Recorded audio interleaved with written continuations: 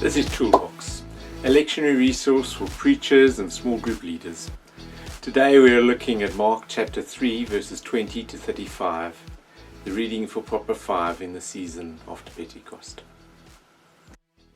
Firstly, this passage is absolutely not about odd sins which somehow God is uninclined to forgive. Absolutely, undoubtedly not. The unforgivable sin is about being so lost in one's self-interest and one's own worldview that one is unable to distinguish between what is good and what is evil, what is right and what is wrong. There were two pillars of power and influence within Palestine of Jesus' day: family and state.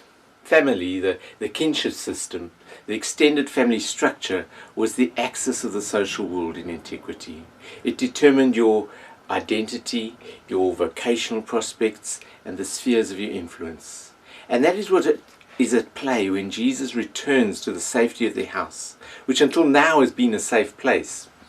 The home is the center of the clan family, but Jesus is no longer welcome. Crowds invade, table fellowship is disrupted. Look at the picture of the rift. Contrary to what is expected, Jesus is inside with the crowds and the disciples while his family is on the outside.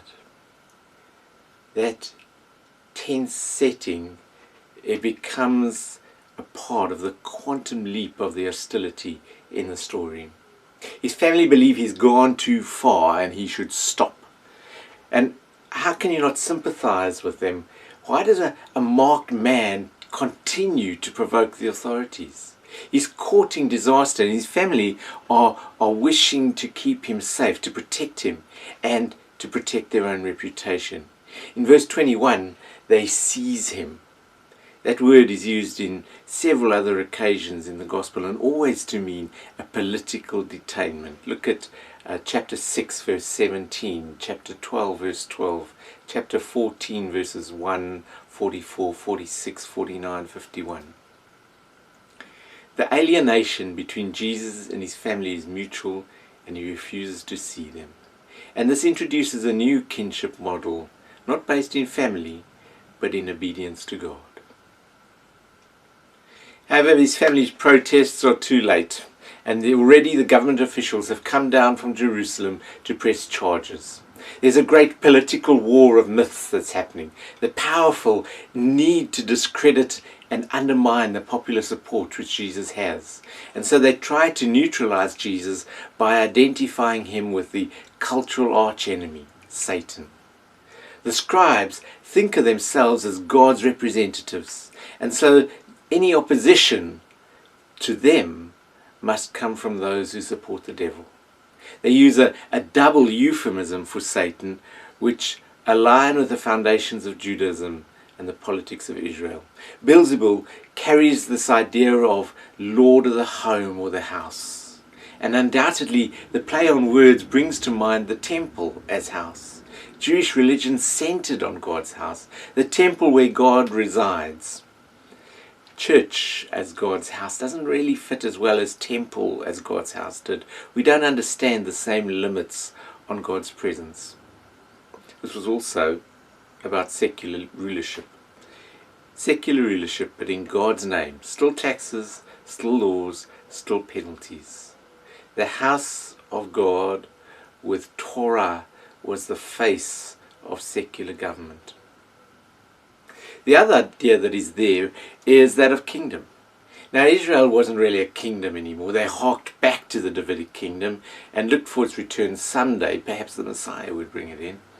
The present experience was as a part of the Roman Empire under Roman power ruled through a puppet king. This was the military and roads, taxes, and the ability to hand down the death penalty. It was final authority which, for the sake of peace, allowed the religious rulers seeming authority and autonomy. This was the face of centralized government and occupation. The scribes thought of themselves as God's representatives and therefore thought that any opposition that they faced must come from the devil. But Jesus, turning their words back on them as a question and as a riddle, he says to them, how can Satan exorcise Satan? Should a kingdom be divided against itself, it cannot stand. Should a house be divided against itself, that house cannot stand. What is he talking about? Jesus is saying the things that I'm doing are good, godly things. Things that are beyond reproach and obviously good, like loving and healing and liberating. It's the question that he raises in chapter 3, verse 4. What charge can you bring against me? If they are good actions, they cannot be the actions of Satan. That would be Satan fighting against Satan, evil, destroying evil. Allegiances are shown through actions, not words. Theology is evaluated in practice. Don't tell me what you believe, show me how you live. Don't tell me what to think, show me how to live a life of peace and meaning, a life that is all that life is meant to be. Satan cannot clean out Satan's own house. It's up to Jesus to come and revolt against the powers, bringing their rule and their power to an end. There's a thinly veiled parable in verse 27. God is making good on his promise to liberate the prey of the strong and to rescue the captives of the tyrants. You can read more of that promise in Isaiah 49 and the verses that follow, verse 24. This is an interpretation that the state, the powers and the elite are going to find offensive and shocking and maybe even strained. But breaking and entering was always one of the historical traditional images of the Lord's coming. Look at Matthew 24 verse 42, 1 Thessalonians 5 verses 2 and 4, 2 Peter 3 verse 10, Revelation 3 verse 3 and 16 verse 15. In verse 28, all sins and debts are forgiven. That's the final blow to the debt code. Hear that in the context of all the weight and the oppression put on the people by the state and the religious authorities. Hear it in the context of all the sin that needed to be made up to God before one could commune with God. Hear it in the context as well of the people driven off their lands by debt, becoming hopeless indentured labourers. All forgiven.